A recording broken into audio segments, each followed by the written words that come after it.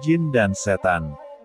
Pelaku beranggapan bahwa jin dan setan ini sangat pintar dalam mengendalikan emosi jiwa seseorang.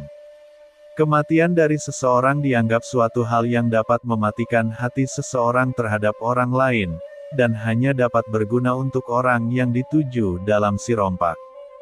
D. Lobang keempat. Kematian akibat perkelahian antara dua orang jawara merupakan peristiwa yang ditunggu-tunggu untuk pembuatan lobang keempat.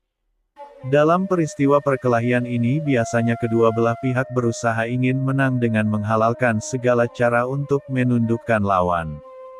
Menurut pandangan pelaku basi rompak, alam pikiran, emosi, dan kondisi mereka pada saat itu sepenuhnya telah dikuasai oleh jin yang merasuk ke dalam alam pikiran, dan mengatur emosinya. Jin pada waktu merasuk dalam alam pikiran dianggap mempunyai satu kemampuan